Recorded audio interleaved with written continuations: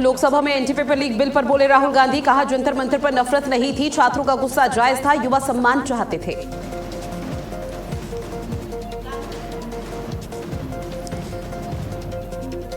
NEET UG paper leak मामले पर पहली चार्जशीट पर स्पेशल फास्ट ट्रैक कोर्ट में सुनवाई। कोर्ट ने सीबीआई की चार्जशीट को रिकॉर्ड लिया है, साथ ही अगली तारीख 3 अगस्त तय की गई है।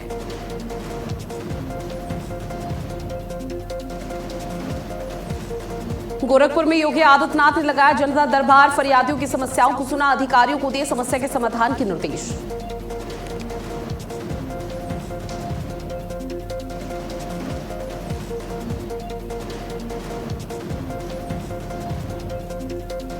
जौहर यूनिवर्सिटी मामले पर आज इलाहाबाद हाईकोर्ट में सुनवाई। ध्वस्तीकरण आदेश पर रोक लगाने की मांग, मौलाना अली जौहर ट्रस्ट में दाखिल की थी याचिका।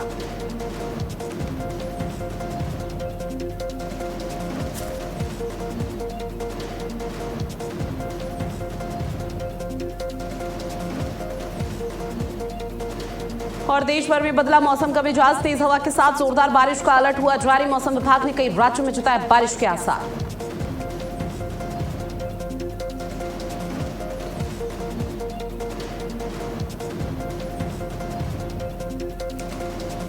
नमस्कार, आप देख रहे हैं भारत अपडेट। मैं हूं आपके साथ ऋतु भंडारी। शुरुआत करते हैं जहां पेपर लीक पर संसद में बहस अब सिर्फ कानून तक सीमित नहीं रह गई, बल्कि बहस अब आरोपों और पलटवार तक पहुंच चुकी है। और इस बार विवाद की वजह बना है राहुल गांधी का एक बहुत बड़ा दावा। जहां लोकसभा में एंटी पेपर लीक बिल पर चर्चा के दौरान राहुल गांधी ने कहा कि पेपर लीक का विरोध कर रहे छात्रों पर फायरिंग हुई है। उन्होंने छात्रों के आंदोलन को जायज बताते हुए कहा कि देश का भविष्य सड़कों पर उतरा था, युवाओं की आवाज को दबाया गया। लेकिन राहुल गांधी के इस बयान पर सरकार ने संसद के भीतर ही कड़ा रुख यहां पर अख्तियार किया और विरोध दर्ज कराया। अब संसदीय कार्य मंत्री किरेन रिजिजू ने राहुल गांधी के दावे को गलत बताया, साथ ही उनसे सदन में माफी मांगने की मांग कर दी है। यानी कि अब सवाल सिर्फ पेपर लीक का नहीं रहा, सवाल यह भी हो चुका है कि क्या संसद में तथ्यों की लड़ाई लड़ी जा रही है या फिर राजनीतिक नैरेटिव की। एक तरफ विपक्ष ये कह रहा है कि छात्रों के साथ अन्याय हुआ है, दूसरी तरफ सरकार कह रही है कि सदन में गलत तथ्य पेश किए गए हैं। तो सबसे बड़ा सवाल ये उठ जाता है कि क्या पेपर लीक पर बहस मुद्दे से भटक रही है? क्या छात्रों के भविष्य से जुड़े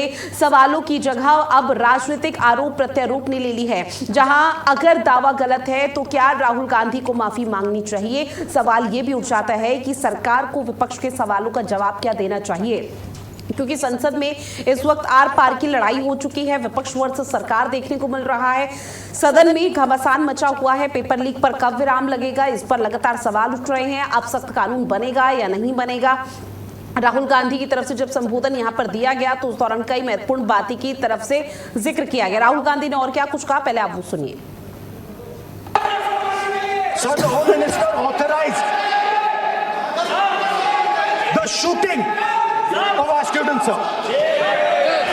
He put pellets into the blood of our students. Sir, the Home Minister authorized the shooting of our students, sir. He put pellets into the blood of our students. Sir, the Home Minister authorized. और देखिए, paper leak का मामला अब सदन में जब गहमा गहमी का माहौल यहां पर चलता हुआ नजर आया और राहुल गांधी का संबोधन चल रहा था, तो राहुल गांधी की तरफ से एक बहुत बड़ा दावा किया गया कि जो छात्र प्रदर्शन कर रहे थे उन पर दिल्ली पुलिस की तरफ से लाठीचार्ज के साथ साथ फायरिंग भी की गई है। अब जैसे ही राहुल गांधी ने इस बड़े दावे का ऐलान किया और इस दावे का जिक्र किया तो वहां पर सत्ता पक्ष की तरफ से जोर शोर से हंगामा किया गया। सत्ता पक्ष की तरफ से सवाल पूछा गया कि अपने संबोधन में आप कुछ भी कहिए, जो जायज बातें हैं उन बातों को रखिए, लेकिन जिसका कोई तथ्य नहीं है, जिसके कोई सबूत नहीं है, निराधार बातों को करना बेबुनियाद है, सदन की गरिमा को भंग करने जैसा है। अब इसको लेकर लगातार आर पार की लड़ाई है और सवाल यहां पर कई उठ रहे हैं, क्योंकि अब मामला सिर्फ पेपर लीक तक नहीं रहा है, अब उन सबूतों पर भी रहा है जो राहुल गांधी की तरफ से दावे किए जा रहे हैं। और पेपर लीक पर एक ही सवाल बना हुआ है कि आखिर कानून जब बन चुका है और कानून का रूप यहां पर वो बिल ले लेगा तो उसके बाद क्या वो स्थिति यहां पर देखने को मिल पाएगी जो सरकार की तरफ से लगातार गई जा रही है इम्प्लीमेंट की। अब सख्त कानून बनेगा, पेपर लीक पूरी तरह से बंद होगा, इस तरह की उम्मीद की जा रही है। लेकिन राहुल गांधी के संबोधन, राहुल गांधी के बयान के बाद से खूब जोरों के शोरों के साथ सियासत हो रही है और सीधे तौर पर अब राहुल गांधी और पूरी कांग्रेस पार्टी से पूछा जा रहा है कि छात्रों पर कब यहां पर फायरिंग की गई थी। खास पैनल हमारे साथ जुड़ा हुआ है, उनसे आप सभी का तारुफ करा दें। हमारे साथ राजकुमार पाल, बीजेपी के प्रवक्ता, कांग्रेस का पक्ष रखने के लिए रवि प्रताप सिंह जी हमारे साथ जुड़े हुए हैं, साथ ही पंकज पांडे जी राजनीतिक विश्लेषक हमारे साथ जुड़े हुए हैं। आप तीनों का बहुत स्वागत करती हूँ भारत अपडेट में। रवि प्रताप सिंह जी, शुरुआत में आपके साथ, क्योंकि राहुल गांधी की तरफ से एक बात का जिक्र किया गया जिसको लेकर जोरों शोरों के साथ खूब हो हल्ला सदन में देखने को मिला। राहुल गांधी की तरफ से कहा गया कि जब छात्र वहां पर प्रदर्शन कर रहे थे और प्रदर्शनकारी जब वहां पर संसद कूच करने की तैयारी कर रहे थे तो छात्रों पर फायरिंग की गई है दिल्ली पुलिस की तरफ से और तमाम जो बल वहां था। अब ऐसे में सर वो तस्वीर या वीडियो तो अभी तक सोशल मीडिया पर वायरल हुए नहीं है, ना ही यहाँ पर किसी के सामने आए। अब वो लोग आप लोगों से जवाब मांग रहे हैं कि आप लोगों के पास कोई फैक्ट्स है इस चीज का?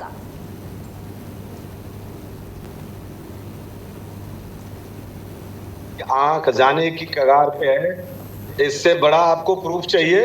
दूसरी बात, बिहार में AK-47 का इस्तेमाल हुआ, जांच में आ गया, इससे बड़ा प्रूफ चाहिए आपको? तीसरी बात, सदन की गरिमा को तार तार करने का काम भारतीय जनता पार्टी करती है। ऑपरेशन सिंदूर में देश के रक्षा मंत्री जी ने ये कहा थे कि अगर आपको पूछना है तो ये पूछिए कि कोई इस ऑपरेशन में हताहत हुआ भारतीय सैनिक, तो मेरा जवाब है नहीं नहीं। और 5 साल बाद नेशनल वार मेमोरियल पे 6 शहीदों का आपने नाम अंकित किया। मेरे साथ 2025 में सूरत में कारगिल दिवस पे 26 जुलाई को पुरस्कार लेने वालों में ऑपरेशन सिंदूर के 2 परिवार, जो सूबेदार मेजर साहब हिमाचल प्रदेश के मारे गए, मैं उसी 10 ब्रिगेड में भीम कृष्णा घाटी टॉप पे नौकरी किया हूं जहां पे उनकी शहादत हुई थी। हम उनको अच्छी तरीके से जानते हैं, परिवार से संबंध है। तो जब देश के रक्षा मंत्री जी गुमराह किए, कोई जवाब नहीं दे रहे हैं। और फायरिंग का मतलब केवल गोली चलना नहीं, जब आपकी गन से ट्रिगर प्रेस होता है और उस फायरिंग में पैलेट गन चले या आपका लाइव बुलेट चले, both are equally understand in terms of firing. और बिहार में भी आपने देखा कि AK-47 का इस्तेमाल, ये लोग छात्रों पे गोली चलाने के बाद धर्मेंद्र प्रधान का महिमा मंडन करते हैं कि धर्मेंद्र प्रधान जी ऐसे जैसे किसी पहले राजा महाराजा युद्ध में जीत के आया करते थे। और तो और सुन लीजिए, गोली चलाने के दिन से एक नया टर्म निकला जिसका नाम है मंगल मिलन। मंगल मिलन कर रहे हैं देश की युवाओं पे गोली चलाने के बाद, देश की युवाओं पे पैलेट गन चलाने के पास। जब आप किसी की आंख ले लेते हैं, चेहरे से छर्रे पे छर्रा लगने से चेहरे की शक्ल बिगड़ जा रही है, और आप कह रहे हैं कि राहुल गांधी जी गुमराह कर रहे हैं। देश को गुमराह करने का काम, झूठ बोलने का काम, जुमला पहनाने का काम, और जितनी तरीके से इस देश के युवा को, किसान को, जनता को, वैज्ञानिक को, सैनिकों को ठगने का काम है, भारतीय जनता पार्टी करती है।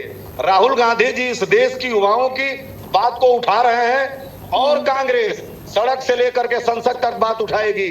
आप लोग तो सदन में बोलने नहीं देंगे, सड़क पे विरोध नहीं करने देंगे, पेपर में छपने नहीं देंगे। अब विपक्ष जाए तो जाए कहां? आप लोगों को अपने गिरबान में झांक के देखना चाहिए और देश के साथ, माफी के साथ, उस एक परिवारवादी अयोग्य व्यक्ति को शिक्षा मंत्री बनाए थे, जिसके कारण देश के युवा आज मारे भी गए, आत्महत्या भी किए और लाखों लोग दिल्ली की सड़कों पे आए। इसके लिए आपको मनसा वाचा कर्मणा से माफी मांगनी चाहिए और राहुल गांधी जी का इस्तकबाल करना चाहिए कि उन्होंने जमहूरियत में जनता की आवाज को उठाया और आपको, हुजूर को ये बात सोचने पे मजबूर किया कि अब ये गुमराह करने का वक्त नहीं है, अब ये सोचने का वक्त है, कुछ करने का वक्त है, चेहरा और चरित्र से एक रह के काम करने का वक्त है। केवल कहना कुछ और, दिखाना कुछ और, जुमला कुछ और, ये वक्त अब बीत गया।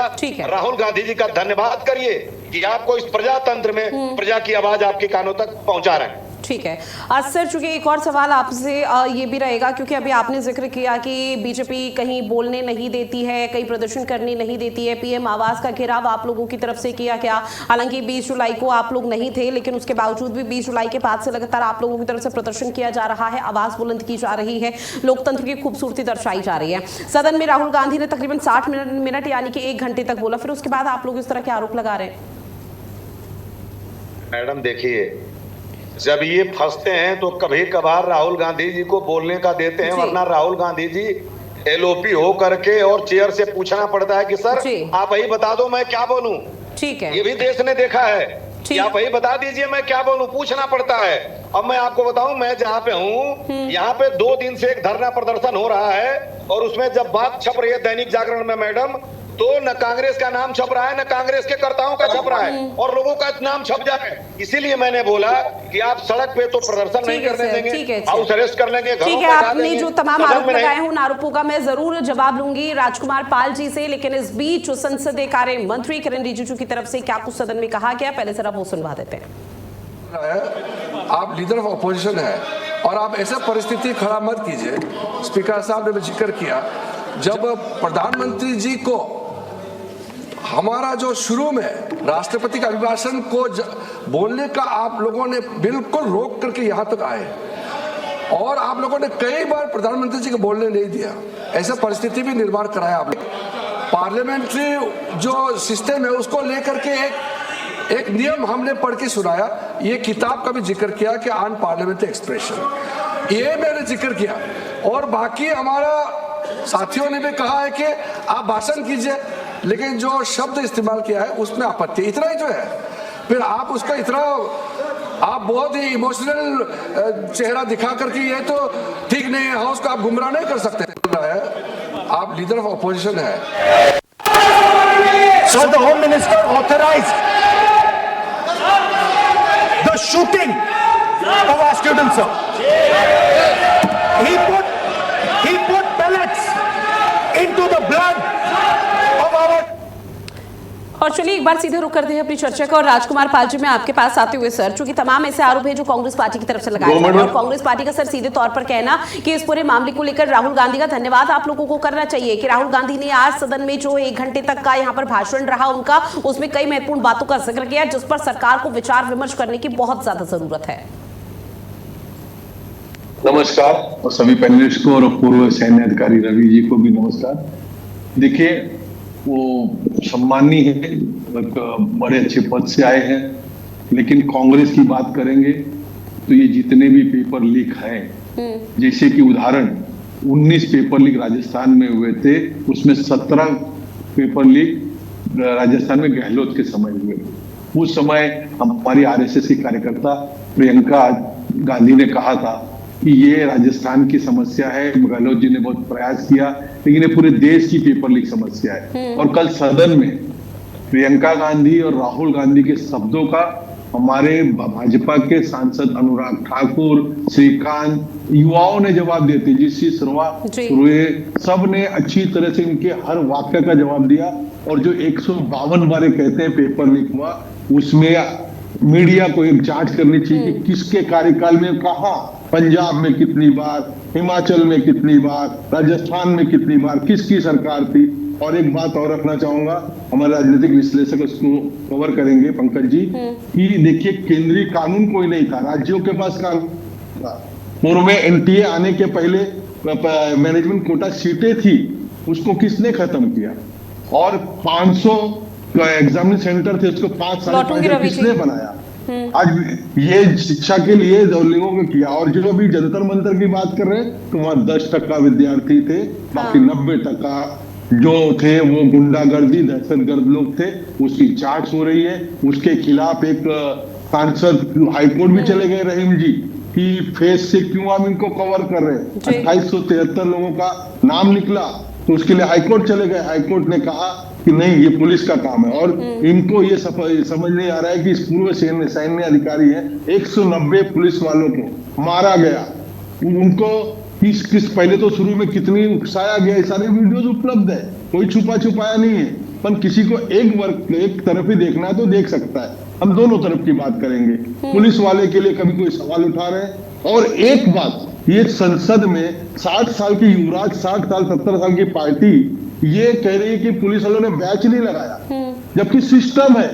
पुलिस और आरएच वाले वहां बैच इसके लिए नहीं लगाते कि उनके नाम को चिन्हित करके दूसरे लोग वो उनके घरों को या उनके लोगों को पहचान ना हो। ये इनसे पूछिए ये पता है कि बैच क्यों नहीं लगता, लेकिन चिल्ला रहे हैं बैच नहीं लगाया, बिना बैच के थे, बिना नाम के थे।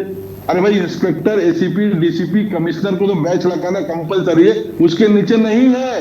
ये भी तो देश को मैं पाल सर बता रहा हूँ आपको, एक सेकंड जो ज्ञान है ये पूरा देना चाहिए।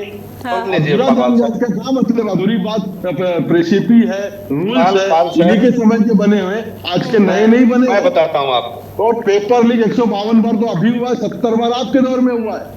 तो ये इसमें सरकारें किसकी थी? ये नहीं होगा, ये नहीं बोलना चाहिए, ये देश के खिलाफ की बातें हैं। ठीक है रवि जी, जल्दी से।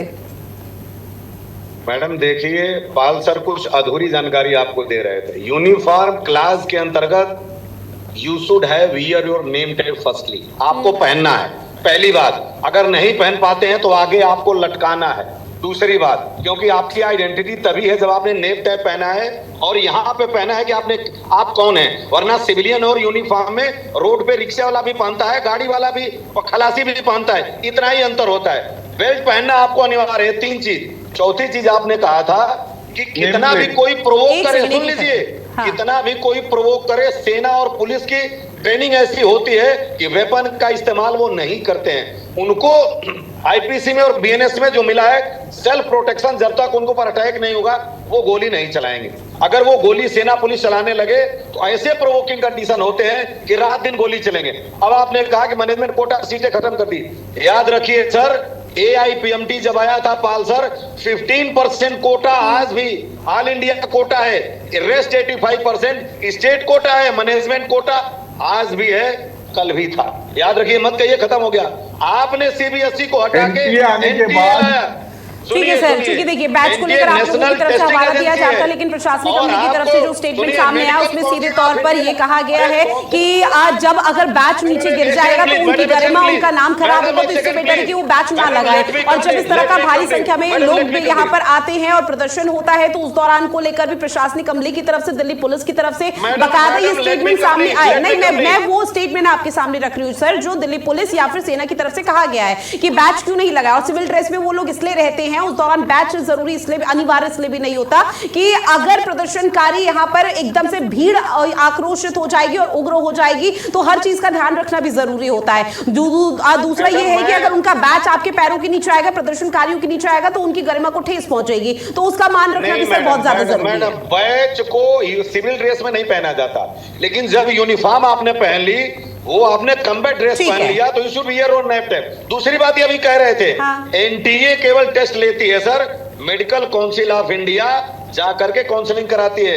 एनटीए डिसाइड नहीं करता है कि कौन मैनेजमेंट कोटा होगा और कौन 15% कोटा होगा। You should correct yourself sir. ठीक है सर, इसको लेकर मैं आपके पास आऊंगी, उससे पहले पंकज पांडे जो आपके पास आते हुए, सर सदन में जो कार्यवाही का सिलसिला चल रहा है, राहुल गांधी के संबोधन को आप कैसे देखते हैं? और राहुल गांधी के संबोधन को लेकर कांग्रेस पार्टी अभी काफी उत्साहित है और उन लोगों का सीधे तौर पर यह कहना है कि राहुल गांधी ने आज जिन तमाम बातों का जिक्र किया उस पर सरकार को विमर्श करने की जरूरत है, विचार करने की जरूरत है। जी देखिए, संसद की कार्रवाई और राहुल गांधी जी के संबोधन पर मैं आऊं उससे पहले मैं एक बात बहुत स्पष्ट रूप से कहना चाहूंगा। देखिए, जो भी आंदोलन चला निश्चित रूप से छात्रों के लिए चला, लेकिन आंदोलन को प्रारंभ करने वाले लोग कौन थे, उनकी जड़ें कहाँ जुड़ी हुई थी, तो पूरी देश की जनता जानती है, देख रही है, समझ रही है, पहली बात। दूसरी बात कि निश्चित रूप से जो आंदोलन चला उसमें छात्र भी शामिल हुए, लेकिन छात्रों के शामिल होने के बाद उस आंदोलन को किस तरह से हाईजैक किया गया, किस तरह से देश भर के आपराधिक पृष्ठभूमि के लोगों को वहां पर बुलाया गया और बुलाने के बाद किस तरह से अराजकता की गई, जिसके कारण जो कार्रवाई हुई उसका नुकसान छात्रों को भी उठाना पड़ा, जो कि कम संख्या में वहां पर मौजूद थे। अब मैं मुद्दे पर आ जाता हूँ। देखिए, जहां तक संसद की कार्रवाई की बात है तो कांग्रेस पार्टी ने और विपक्षी दलों ने हंगामा करने में कोई भी मतलब कमी नहीं छोड़ी। पिछले 2 दिनों से हंगामा चल रहा था, संसद की कार्रवाई नहीं हो पा रही थी। खैर, किसी तरह से आम सहमति बनी, कार्रवाई प्रारंभ हुई। ये बहुत मतलब स्वागत योग्य चीज है कि संसद में कम से कम बहस प्रारंभ हुई। पिछले 9 घंटे से बहस हो रही है और देश की जनता इसको बहुत सावधानी पूर्वक देख रही है, सुन रही है, समझ रही है। और राहुल गांधी जी जो आज बोल रहे हैं, लगातार वो ऐसी बातें बोल रहे हैं कि उनसे बार बार आपत्ति होती है, विरोध होता है, तो पूरा विपक्ष और विशेष रूप से राहुल गांधी जी की अगर मैं बात करूं तो उन्होंने 2 टारगेट बना के रखे हैं। पहला टारगेट है आरएसएस पर हमला करना दूसरा टारगेट है जी। प्राइम मिनिस्टर और होम मिनिस्टर पर हमला करना। और देखिए निश्चित रूप से जो एक आंदोलन हुआ, एक चीजें आगे बढ़ी, उस पर तो बातें होंगी और होनी भी चाहिए, लेकिन तथ्यहीन बातें संसद में रखना और जिन पर बार बार आपत्ति हो, इसका मकसद क्या है? इसका मकसद केवल ये है कि अपना एजेंडा आप चला रहे हैं। और राहुल जी के संबंध में तो बहुत कुछ कहने की आवश्यकता भी नहीं है। कई बार वो तथ्यहीन बातें कर और क्षमा भी मांग चुके हैं। तमाम डिफेमेशन के मुकदमे उनके ऊपर हुए हैं। कुछ आपराधिक मामले ऐसे हैं जो कि जिन पर उनके अगेंस्ट कार्रवाई भी हुई है, सजा भी हुई है। तो इस पर मैं नहीं जानना चाहूंगा। मैं इसलिए जानना चाहूंगा कि देखिए जो चीजें वो कह रहे हैं, जिन चीजों को टारगेट कर रहे हैं, वो तो उनकी अपनी पॉलिटिक्स है, लेकिन उनको संवेदनशील होना चाहिए था इस व्यवस्था के प्रति, जो कि ये दिख रहा है कि इसमें सुधार की आवश्यकता है। उनको संवेदनशील होना चाहिए था उन विशुद्ध छात्रों के प्रति जिनके नाम पर ये आंदोलन चला और जो वहां पर कम संख्या में मौजूद थे, और उन लोगों की वजह से उनको भी नुकसान उठाना पड़ा जो कि वहां पर हुड़दंग कर रहे थे, अराजकता फैला रहे थे। तो उनको एक कार्य योजना प्रस्तुत करनी चाहिए थी। उनको ये बताना चाहिए था कि बिल में क्या क्या सुधार की आवश्यकता है, क्या कार्य योजना कांग्रेस पार्टी के पास है, क्या वो सुधार चाहते हैं पूरी व्यवस्था में आमूल चूल परिवर्तन अगर हो, या जिस स्तर तक परिवर्तन हो उसके संबंध में उनकी क्या कार्य योजना है, क्या पॉइंट्स हैं उनके, ये रखने की आवश्यकता थी पूरी कांग्रेस पार्टी को और विपक्ष को। लेकिन विपक्ष कहाँ पर है? विपक्ष यहाँ पर है कि पेपर लीक हो गया, गृह मंत्री ने पैलेट गन से हमला करवा दिया, गोलियां चलवा दिया, ये हो गया, वो हो गया। ये चीजें तो बीत गई और इन पर जांच हो रही है। जांच के बाद जो भी चीजें होंगी आगे बढ़ेंगी। आपत्ति इन्हीं सब चीजों पर जानबूझकर वो बातें कही जा रही हैं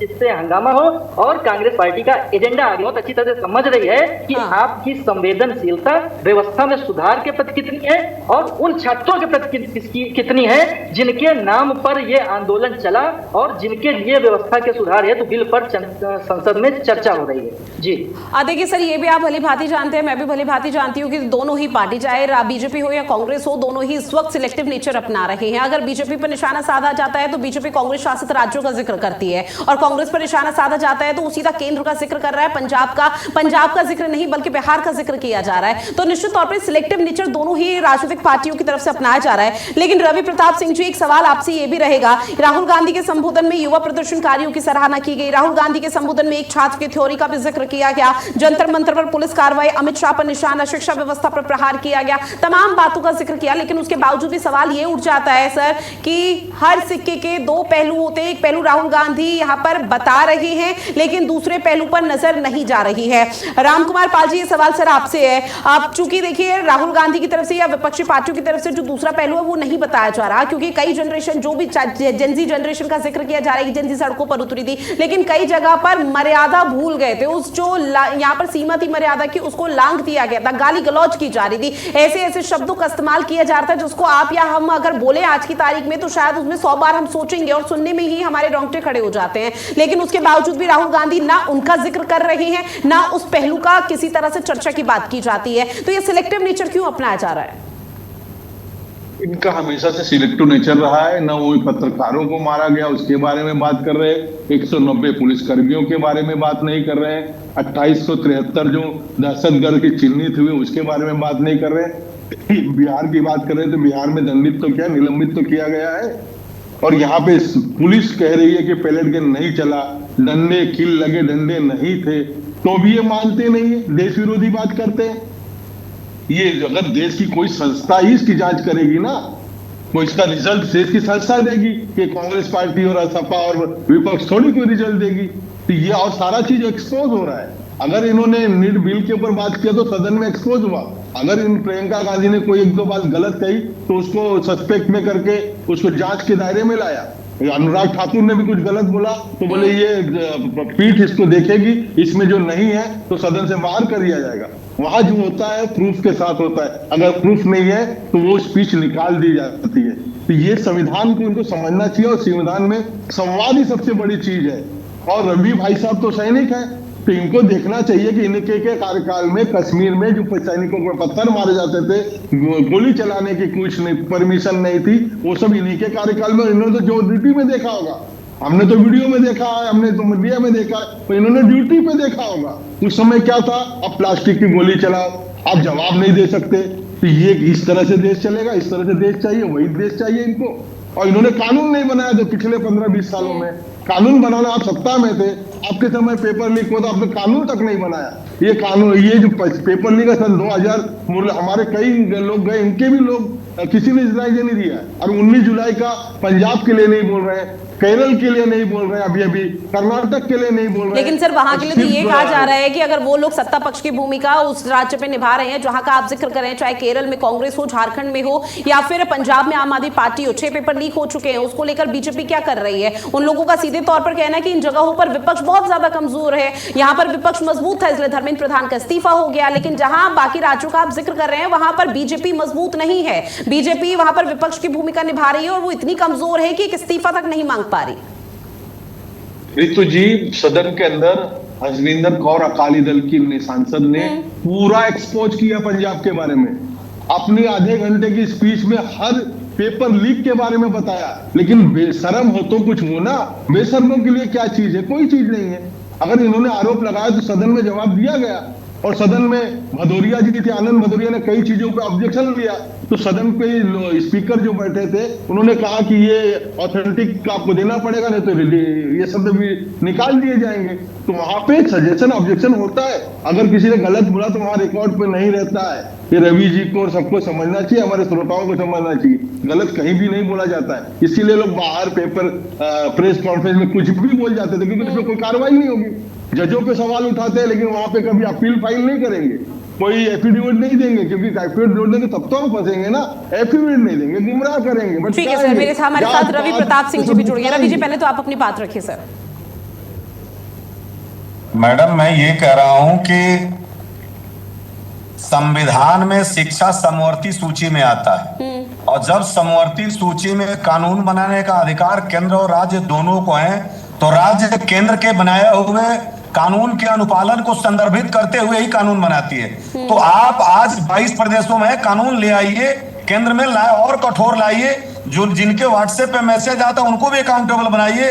नारकोटिक से लेकर के और जो दहेज प्रथा है, ब्राइब है, उसी के तर्ज पे जो लोग पेपर लीक कराते हैं और जो लीक को सहयोगी होते हैं, जिनके मोबाइल पे आता है, जो यूजर होते हैं, सबको ले आई कटघरे में। लेकिन आप तो ये कह रहे हैं कि जब मोदी जी उठते हैं बोलने के लिए तो वो 24 मिनट बोलते हैं, तो 48 बार सिर्फ नेहरू जी को याद करते हैं। नेहरू जी की ही नीति पे बना हुआ यूपीएससी का फार्मूला लागू कर दीजिए आप, हम आपका समर्थन करते हैं। और आपके हाथों अगर प्रबुद्ध लोगों की कमी हो गई है, क्योंकि आप तो नजर आ रहे हैं, आप पीछे जाके छुप गए हैं। नंदन नीलकणी के ऊपर कल तक उनके ऊपर आरोप लगाते थे, आप आधार को अस्थायी तो नहीं मानते थे, कहते थे आधार कोई डॉक्यूमेंट नहीं है। अब आप नंदन नीलकणी के ऊपर चले गए।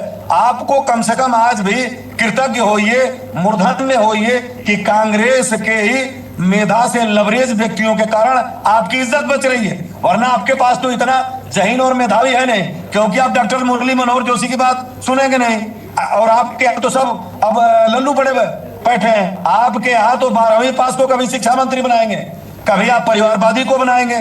तो आप कम से कम ईमानदारी से और कहिए, हम आपको अपने तरफ से प्रबुद्ध लोगों को देते हैं और बना लीजिए। कम से कम नाले से, अरे नाले के गैस से चाय बनवाते हैं, नाले के गैस से चाय बनवाते हैं, इसरो के वैज्ञानिकों का इस्तीफा दिलवा देते हैं। तो अब आपके पास 240 में 118 हमारे सांसद है हमारी पार्टी से, कहिए और 2-4 विद्वान व्यक्तियों को देते हैं, टीम बना लीजिए। ठीक है, लेकिन आप वो तो करेंगे नहीं। आईपी सिंह जी, कहीं कहीं ऐसा न हो कि आपके सारे प्रभु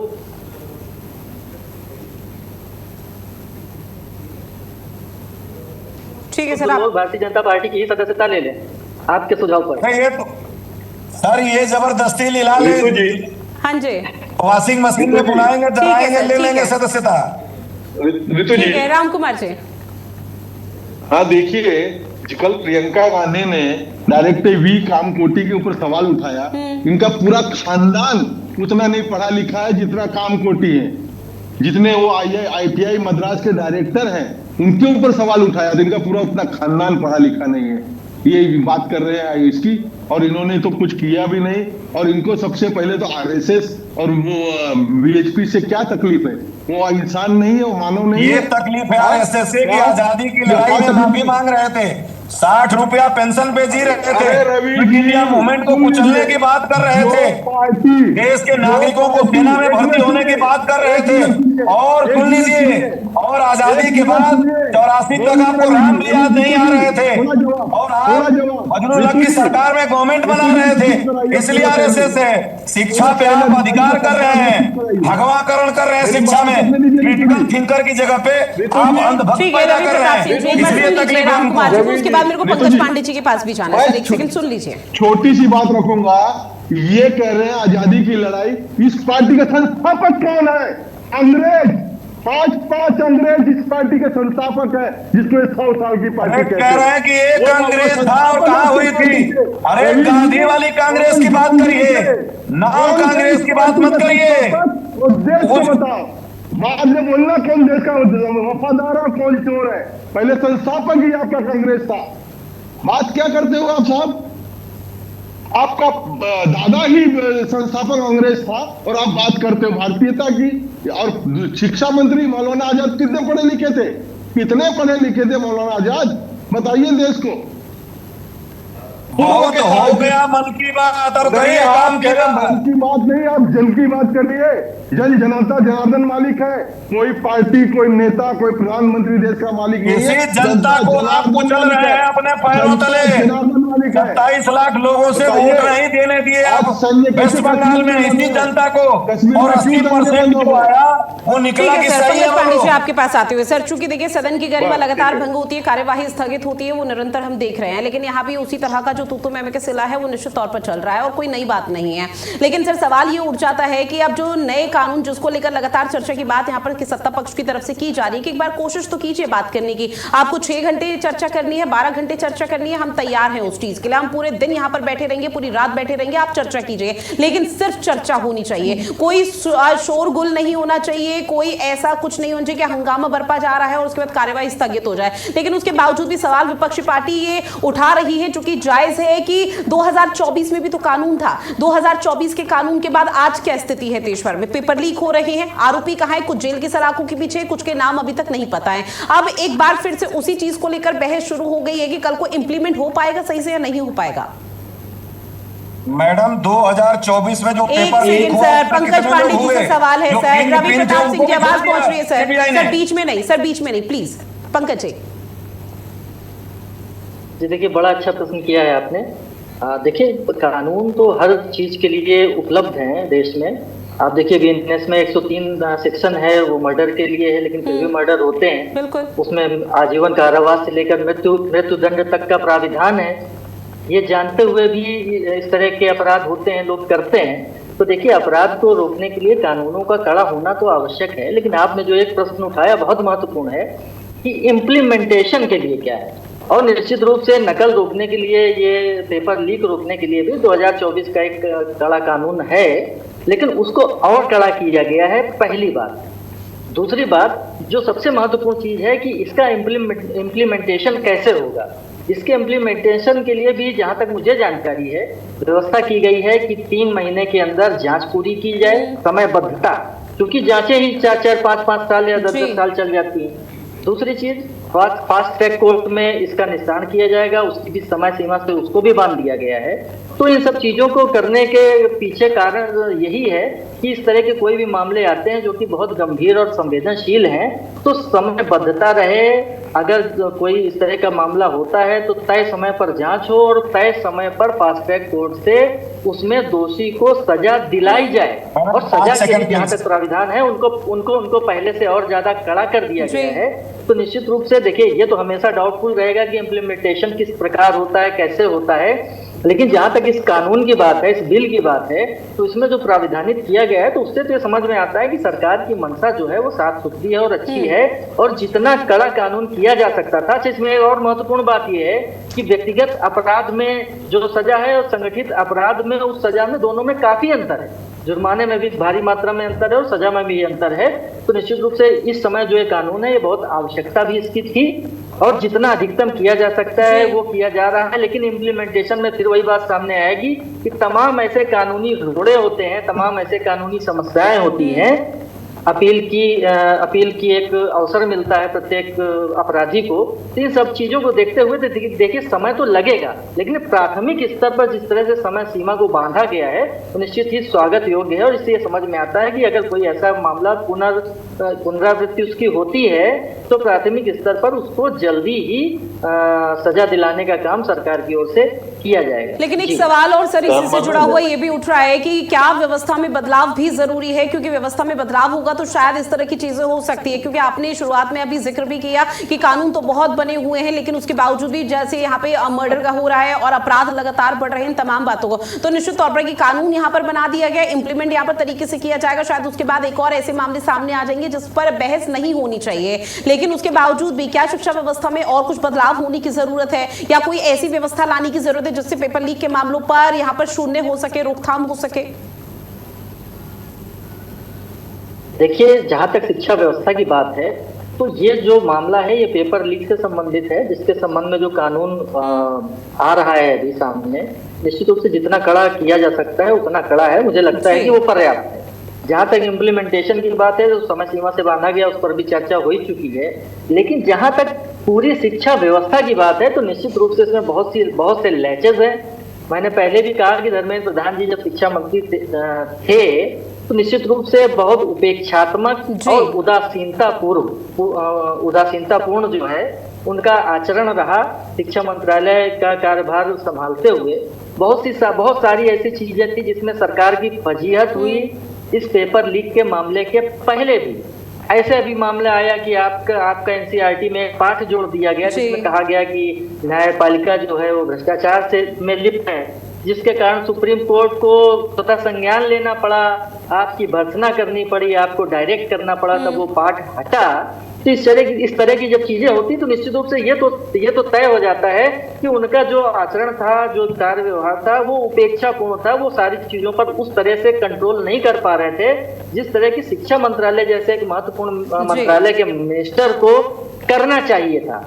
तो जहां तक निश्चित रूप से देखिए इम्प्लीमेंटेशन की बात है, पूरी व्यवस्था में कहीं ना कहीं कुछ ना कुछ लैचेज हैं और उन पर भी चर्चा इस पर होना चाहिए। मैं इसी पर आ रहा था। देखिए, जो 25 पार्टी जो बहस हो रही है संसद में, इन सब चीजों पर चर्चा होनी चाहिए थी। कहाँ लैचेज हैं, इस कानून में कहाँ लैचेज हैं। आप अपना एक मसौदा भी लिखित रूप में प्रस्तुत कर सकते थे कि आप क्या चाह रहे हैं और पूरी व्यवस्था में क्या आप परिवर्तन चाह रहे हैं, कहाँ आपको लैचेज दिख रहे हैं, उस पर आप लिखित मसौदा पेश कर सकते थे, अपना लिखित एक बिल ला सकते थे, अपनी बात कह सकते थे। तो उस पर कोई चर्चा नहीं हो रही। चर्चा कहाँ हो रही है? चर्चा हो रही है कि गृह मंत्री डर गए। चर्चा ये हो रही है कि आरएसएस के लोग वाइस चांसलर बने हुए हैं सारे यूनिवर्सिटीज के। अब दिक्कत क्या है कि जब तक आपके शासन में वामपंथी लोग इतिहास का लेखन कर रहे थे और भारत के इतिहास को इस तरह से लिख रहे थे कि यहाँ के लोगों को इतिहास पढ़ने के बाद अच्छा महसूस नहीं हो, तब तक आपको अच्छा लग रहा था। अब अगर इतिहास का लेखन इस प्रकार से हो रहा है कि सही तथ्य सामने लाए जा रहे हैं कि लोगों का थोड़ा आत्मसम्मान इतिहास पढ़ने के बाद बरकरार रहे, तो आपको दिक्कत हो रही है। आपने वामपंथियों को इतिहास लेखन में डाल दिया, तब कोई समस्या नहीं थी। अब राष्ट्रवादी लोग इतिहास लेखन कर रहे हैं तो आपको दिक्कत है। तो इन सब चीजों से आगे निकलकर आपको बात शिक्षा व्यवस्था में जो लैचेज हैं वहां पर करनी चाहिए थी। उसके संबंध में अपनी कार्य योजना, आपके क्या पॉइंट्स हैं, आप क्या चाह रहे हैं, आप किस तरह से सुधार चाहते हैं, आप क्या चाहते हैं कि ये चीज हो जाए तो ये चीजें सुधर जाएं, ये आपको कार्य योजना लेकर आनी चाहिए थी, जो विपक्ष का काम है। लेकिन आप कर क्या रहे हैं? आप संसद में खड़े होकर अपना पॉलिटिकल एजेंडा चला रहे हैं और अपने वोटर्स को एड्रेस कर रहे हैं कि भाई साहब देखो ये सरकार की एक कमियां हैं, आप हमें वोट करिए। मोदी जी बोलेंगे तो किसको एड्रेस करेंगे? सुनिएगा जरा, कहिएगा, कौन नेहरू से लेकर के यहीं तक आएंगे? बिल्कुल, उसको मैं बिल्कुल सुनूंगा। सुनने के बाद उस पर भी डिबेट हो जाएगी। जी ठीक है रवि जी, फिलहाल सदन की कार्यवाही पे रहते हैं सर, क्योंकि बीजेपी की तरफ से सवाल ही उठाया जा रहा है कि आप लोग केरल के तिरुवनंतपुरम में जब छात्रों पर लाठी भांजी गई थी उसका जिक्र आप लोगों की तरफ से नहीं किया जाता है। झारखंड में जो कुछ भी हुआ पेपर लीक मामले को लेकर उसका जिक्र कांग्रेस पार्टी नहीं करती है। फिर जब पंजाब में हुआ तो आम आदमी पार्टी की सरकार है, लेकिन वहां का जिक्र भी आप लोगों की तरफ से नहीं किया जाता है। लेकिन पेपर लीक के मामले में बीजेपी का सवाल यह है कि आप लोगों की तरफ तरफ से सिर्फ केंद्र सरकार नजर आ रही है और बिहार सरकार नजर आ रही है? सिर्फ दो राज्य ही क्यों, दो यहाँ पर इस तरह की स्थिति क्यों? रवि जी। देखिए मैडम, मैं बिल्कुल विशुद्ध रूप से कहता हूं कि आज की तारीख में 22 प्रदेशों में भारतीय जनता पार्टी की सरकार है। जो 4-5 प्रदेशों में हमारी सरकार है उसको न देखें, कठोर कानून लाएं, संसद की गरिमा को बना के रखें। जो 150 दिन बहस होती थी उसको 50 दिन के नीचे ला दिए। जो करीब 70% बिल ज्वाइंट पार्लियामेंट्री कमेटी को रेफर होती थी वो 16% पे आ गए। जिन पे बहस होती थी बिलों पे 80% पे, वो 18-20% पे बहस हो रही है। तो आप कम से कम ये करिए कि देश के सामने एक आदर्श प्रस्तुत करिए और कोशिश करिए कि दोबारा ना हो। और शिक्षा में हम क्यों ऐसा कह रहे हैं कि बुंदेलखंड यूनिवर्सिटी में तो यहां तक ले दिया इन्होंने कि भारत के लोग न सोच सकते हैं, न चिंतन कर सकते हैं, न तर्क कर सकते हैं। बीएड के प्रथम वर्ष में उसकी कुलाधिपति है आनंदीबेन जी उस यूनिवर्सिटी की। तो ये और सैनिक स्कूल में 62% पे इनका कब्जा हो गया। मेरा कहने का तात्पर्य सिर्फ ये है कि आप शिक्षा को शिक्षा रहने दीजिए। आप यूजीसी के ग्रांट को मत घटाइए। जो ग्रांट होना चाहिए 10,000 करोड़ आप कर दिए 2,500-3,000 करोड़। 2019-20 में था 5,000 करोड़। आप कौन सा ऐसा काम कर रहे हैं कि सारे शिक्षाविद आपसे नाराज हैं, सारे वैज्ञानिक आपसे नाराज हो रहे हैं, सारे छात्र आपसे नाराज हो रहे हैं, सारे किसान आपसे नाराज हो रहे हैं, सारा एमएसएमई का भट्टा बैठ गया। अब तो एक इथेनॉल बाबा है, कल चले गए हाईकोर्ट में। अब तक कह रहे थे कि इथेनॉल बहुत बढ़िया है, कल कह रहे कि भाई मेरा तो कोई मतलब ही नहीं है, पेट्रोलियम मंत्री से पूछो। 11 करोड़ का किया। और जो इसमें दिया गया कि जुर्माना, मैडम आप अगर कोई गलत काम करेंगी ना, एक तथ्य गलत परोसेंगी तो पत्रकार को 50 करोड़ का जुर्माना रखा है इस पत्रकारिता को पंगु करने के लिए। और जो लोग करोड़ों का वारा न्यारा करेंगे उनको आप 1 करोड़ कर रहे हैं, 10 करोड़ कर रहे हैं। ये कौन सी बात हुई? अरे पेपर लीक करने वाले तो अरबपति हो जाएंगे और उनसे 10 करोड़ लेंगे, और जो पत्रकार रोड पे घूम रहा है उसे 50 करोड़ लेंगे आप। ये कहाँ का न्याय है? कम से कम आप अपने चेहरा और चरित्र से एक होइए, देश को गुमराह मत करिए।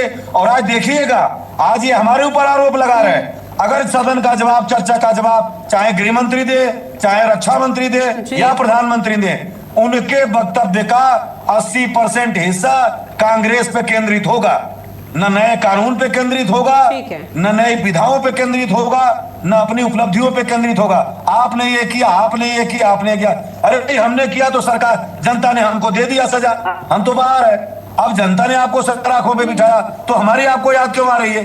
हमने गलती की तभी तो आप आए हैं। हमारी गलती क्यों याद करा रहे हैं? और हमारी गलती थी तो हम आ गए। अब आप वही गलती करेंगे तो हमको वही गलती करने दीजिए। आप क्यों गलती कर रहे हैं? ठीक है राम कुमार जी, ये तो तर्क नहीं हुआ ना। देखिए, मान तो रहे गलती की है, लेकिन ये नहीं कह रहे हैं कि जितने पेपर लीक तो आपके कार्यकाल बिल्कुल गलती किया जनता। नहीं सर सुनिए, रामकुमार पाल जी सुनिए, सीधी सी बात है सर। रामकुमार पाल जी सुनिए सर, अब हर बार कांग्रेस के शासन को नहीं लाया जा सकता। 1 दशक हो चुका है, आप लोग सत्ता में हैं, तो निश्चित तौर पर आप लोगों को सिर्फ अपनी बात करनी चाहिए, कांग्रेस की बात नहीं करनी चाहिए कि इतिहास में क्या हुआ, हिस्ट्री में क्या हुआ, क्या नहीं हुआ। कांग्रेस के शासन में पेपर लीक हुए, आप लोगों ने खूब जोर शोर के साथ प्रदर्शन किया, आप लोगों ने भी हो हल्ला किया। अब आप लोगों की बारी है, अब जिम्मेदारी भी आपकी है, जवाबदेही भी आपकी है, तो आप लोगों को वो जिम्मेदारी और जवाबदेही तो लेनी पड़ेगी सर। अब कांग्रेस पे सवाल उठाने से बेहतर है कि उस चीज को लेकर कैसे बदलाव किया जा सकता है ताकि विपक्षी पार्टी आप लोगों पर सवाल ना उठाने पाए। इस तरह का कोई नजीर पेश कीजिए। देखिए, चोर कचोरी करेगा और सीनाजोरी करेगा, कहेगा 152 बार पेपर लीक हुआ, तो राज्य सरकार में तो यही लोग थे ना। हाँ। इसको जवाब नहीं दिया जाएगा क्या? इसको जवाब नहीं देना चाहिए सर? चोर को चोरी किए हुए सालों हो गए हैं। अब चोर अगर सीना चोरी कर रहा है तो करने दीजिए। अब अगर आप पुलिस की भूमिका निभा रहे हैं तो पुलिस की भूमिका तरीके से निभाइए, छोड़ दीजिए, जो हो गया सो हो गया। अब आप लोग सिर्फ अपनी कार्यप्रणाली पर ध्यान दीजिए सर।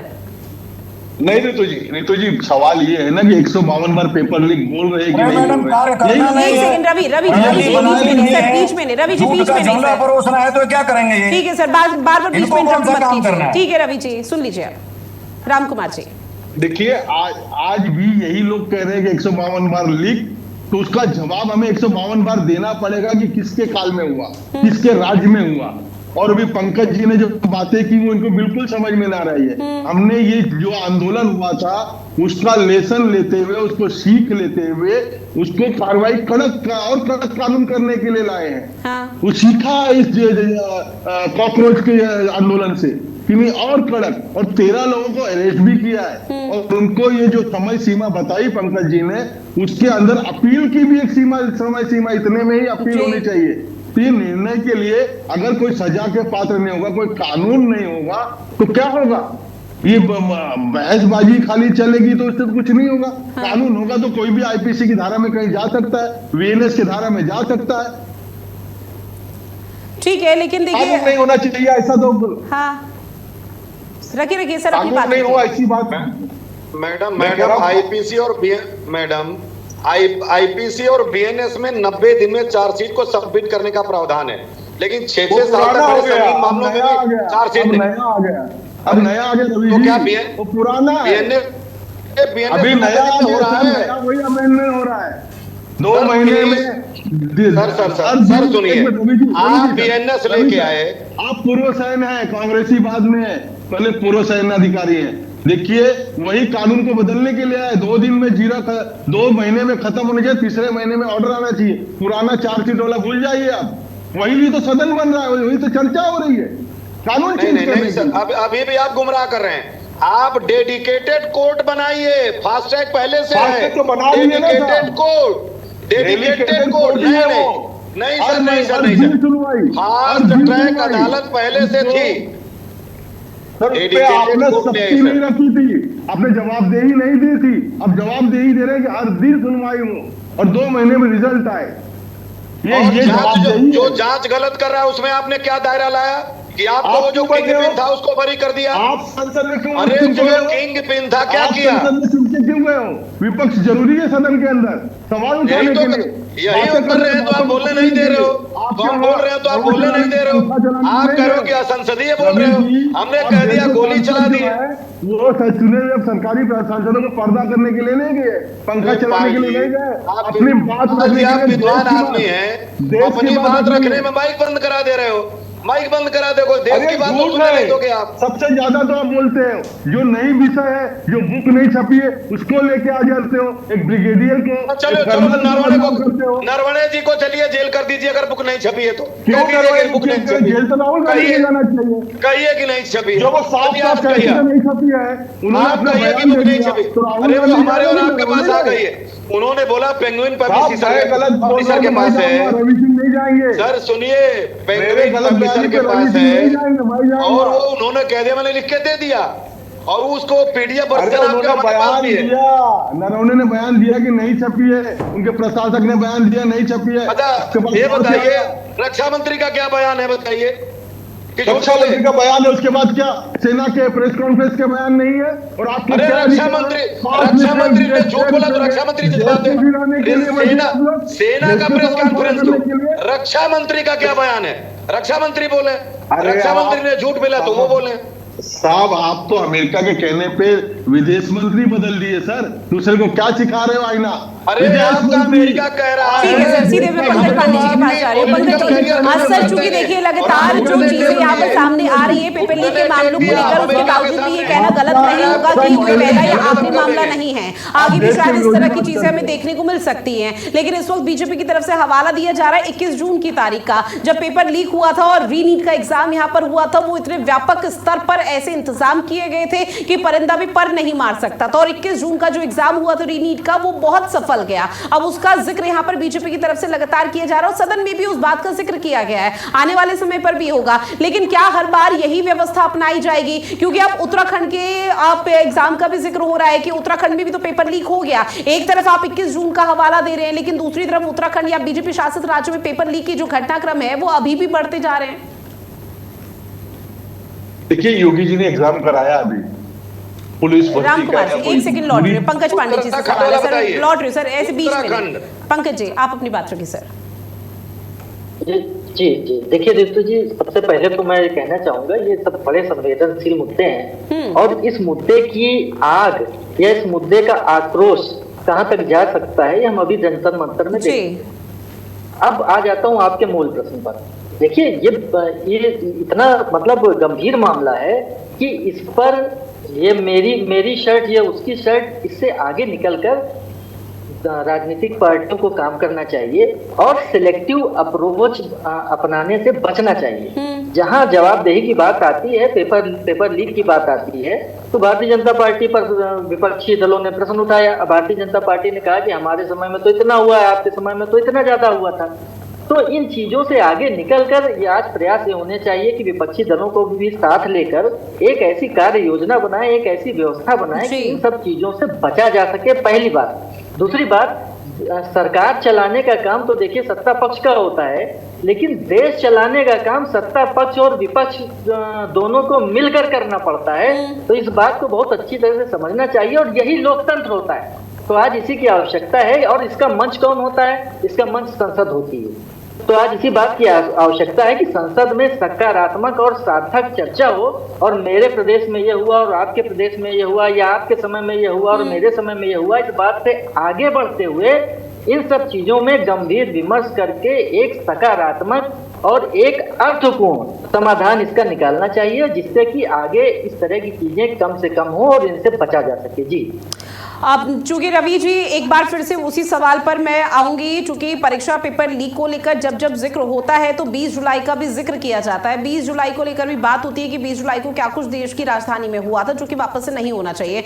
लेकिन यहाँ पर अब ये भी कहा जा रहा है कि सुप्रीम कोर्ट में सर मामला जा चुका है और सुप्रीम कोर्ट में मामला गया तो सुप्रीम कोर्ट की तरफ से तल्ख टिप्पणी की गई और क्या कुछ कहा गया वो आपको भी मालूम है कि पुलिस प्रशासन पर भी कार्रवाई होगी, लेकिन उन प्रदर्शनकारियों को भी नापा जाएगा, उन पर भी कार्रवाई होगी, उनको भी बख्शा नहीं जाएगा जिन्होंने उपद्रव राजधानी दिल्ली में फैलाया। अब इसको लेकर यहां पर लगातार कहा जा रहा है कि कांग्रेस जनता पार्टी शायद दोबारा प्रदर्शन कर सकती है। क्या इस बार कांग्रेस पार्टी पहले नजर आएगी या एक बार फिर से बैकफुट पर? देखिए मैडम, जो लोग इमरजेंसी में विरोध किए थे और जेल गए थे, आज उनको लोकतंत्र प्रहरी का पेंशन दिया जाता है। लोकतंत्र प्रहरी का पेंशन दिया जाता है उत्तर प्रदेश में।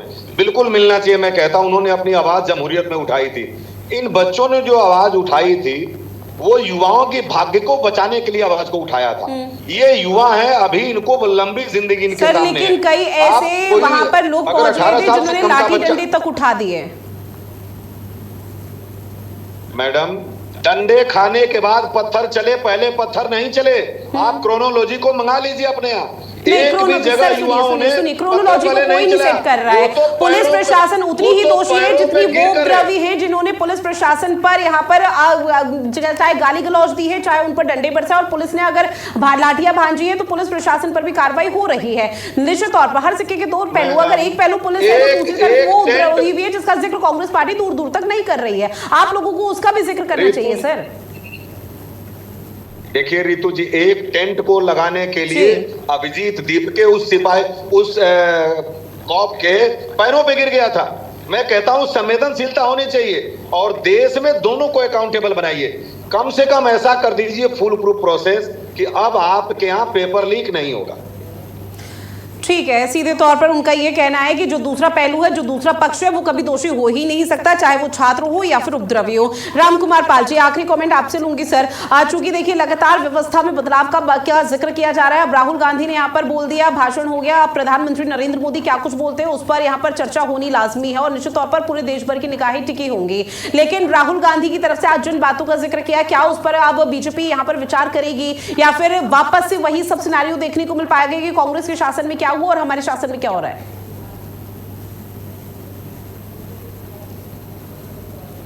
रामकुमार पाल जी, आवाज पहुंच रही है सर? ठीक है, पंकज जी आप ही के पास आते हुए सर, और लास्ट ये कमेंट की अव्यवस्था में बदलाव अगर लाना हो तो सिर्फ क्या यही एकमात्र विकल्प बचा है कि दोनों ही दलों को, विपक्षी पार्टी और सत्ता पक्ष को आमने सामने बैठना चाहिए और जिस मसौदे का लगातार जिक्र किया जा रहा है वो बनना चाहिए, रूपरेखा तैयार होनी चाहिए? क्या उसके अलावा भी कोई ऑप्शन है कि पेपर लीक के मामलों में किसी तरह से बिल्कुल शून्य कर दिए जाए?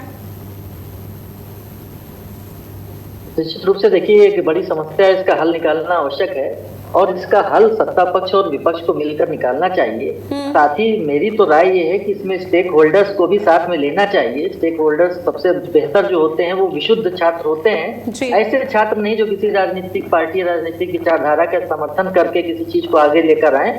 जो निश्चित रूप से हमारे देश में विभिन्न विश्वविद्यालयों में छात्र संघ हुआ करते थे, उनमें लोग निकल कर आगे आते थे। आज वो व्यवस्था नहीं है, लेकिन फिर भी छात्रों को आगे लाया जा सकता है। वो आकर अपनी बात रखें, उनको भी सुना जाना आवश्यक है।